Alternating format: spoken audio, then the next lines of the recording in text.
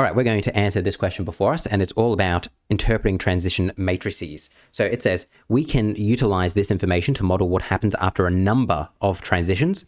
We can also apply this to a set of initial values. So here is VCAR 2017, paper 2, question 2, and the question is adapted a little bit. Junior students at this school must choose one elective activity in each of the 4 terms in 2018. Students can choose from the areas of performance, sport, and technology. The transition below shows the way in which junior students are expected to change their choice of elective activity from term to term. So looking here for a moment, you can see that 40% of performance students return to performance in the following term, while 20% leave performance to go do technology. And as you can see over here, of those that choose sport, 20% leave sport to go to performance. And that's just how this kind of works. All right, next. Of the junior students who choose performance in one term, what percentage are expected to choose sport in the next term? So we'll read that again carefully. So what percentage are expected to choose sport in the next term? So of those doing performance, how many go to sport? And as you can see, performance to sport, that is going to be 40%. So we're going from there to there. What percentage are expected to choose sport from the performance? 40% are going to leave that. So we're going to come over here and we're going to put in 40%. Perfect. Let's now go to the next one. Matrix JI lists the number of students who will be in each elective activity in term 1. So as you can see, we've got 300, 240, and 210. So this is the amount of people in each of the activities in term 1. 306 junior students are expected to choose sport in term 2. Complete the calculation below to show this. So this is saying that in the next term, so term 2, there's going to be 306 students doing sport. And we need to figure out, well, what are we going to times each of these initial term 1 students by in order to get to here? So we're going to come up here to sport, and we're really just going to think it through. So starting at the 300 students doing performance, how many of these 300 students doing performance go to sport? Well, it's 40% of them. So what I want to do is go, well, 300, what is 40% of 300? So you're just timesing it by 0.4. We know that 240 students are doing sport. So how many are going to remain at sport?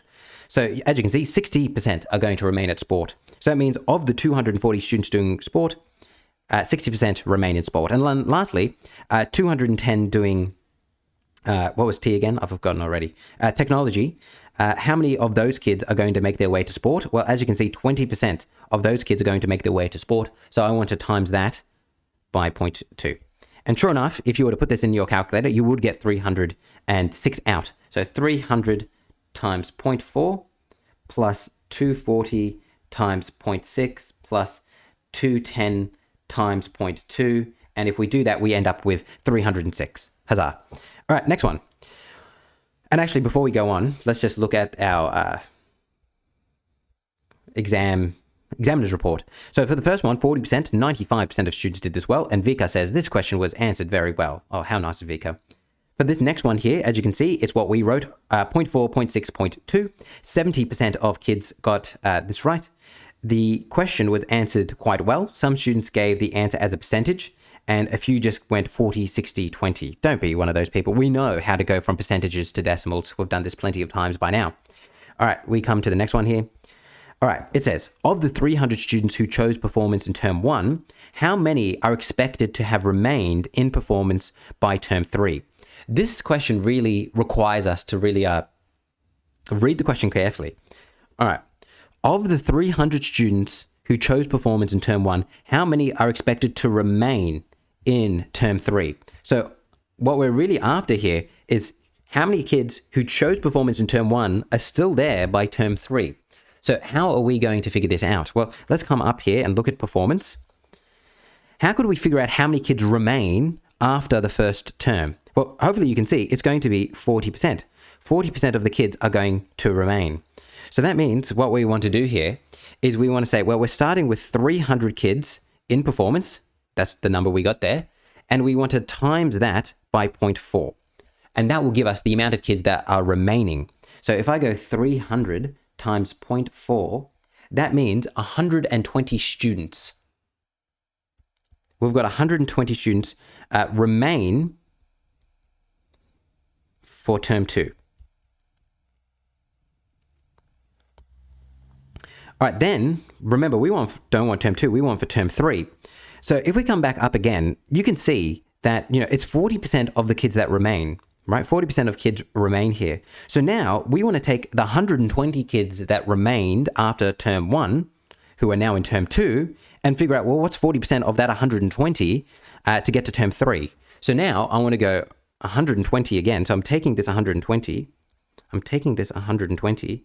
timesing it by 0.4, 120 times 0.4, and that's leaving me with 48.